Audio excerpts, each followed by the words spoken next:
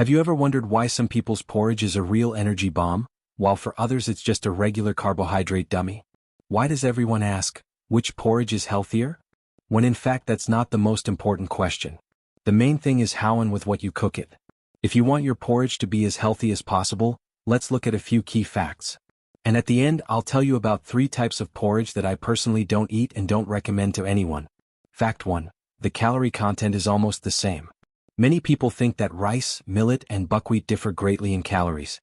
In fact, if you take 100 grams of dry cereal, they all contain approximately 350 to 370 kilocalories. The difference is not in calories but in composition, what macro and micronutrients are in the cereal, whether it contains gluten, and what you like best. Fact 2. Cereals are not rich in protein. It is believed that cereal is a source of protein, but this is a myth. There are only 6 to 18 grams of protein in 100 grams of cereal. For comparison, eggs or meat provide much more protein.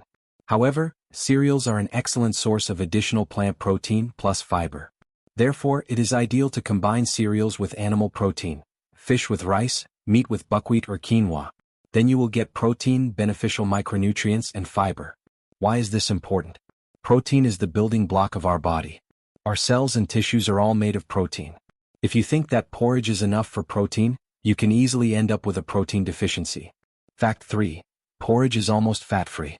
Cereals contain only 1 to 3 grams of fat per 100 grams. And we need fats. They build cell membranes and protect against oxidative stress. Therefore, the ideal breakfast is complex carbohydrates plus fats.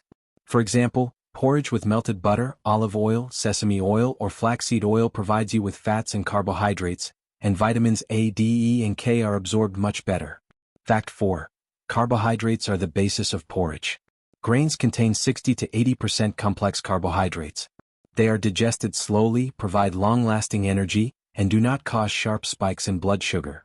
Fiber in porridge is also an important element. It is not digested, but feeds beneficial bacteria in the intestines. There are about 10 grams of fiber per 100 grams of porridge, which is excellent support for digestion. Fact 5. It all depends on the additives. Porridge itself is healthy, but its power depends on what you add to it. Oil, dried fruit, nuts, seeds, all of these increase its nutritional value. Sugar or ready-made sweet mixtures, on the other hand, only spoil the product. Milk also adds fat and makes porridge more filling. I recommend making whole grain porridge with melted butter, dried fruit, apricots, prunes, and nuts, walnuts or pine nuts. This will give you energy until lunchtime without snacking. Fact 6. Whole grains contain more fiber and are more beneficial. Whole grains are digested more slowly, provide gradual energy, and prevent sharp spikes in blood sugar. Rapid spikes are harmful. They increase insulin levels and, over time, can lead to insulin resistance and type 2 diabetes. Fact 7. Not all cereals contain gluten.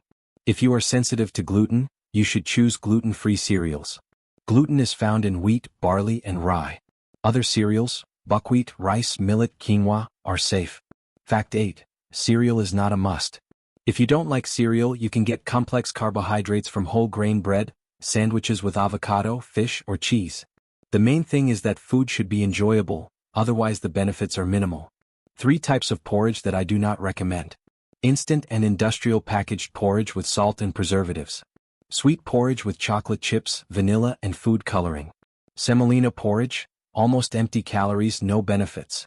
So, if you want to make porridge super healthy, take whole grain cereals, add dried fruit, nuts, and a little oil, and you have a real energy breakfast.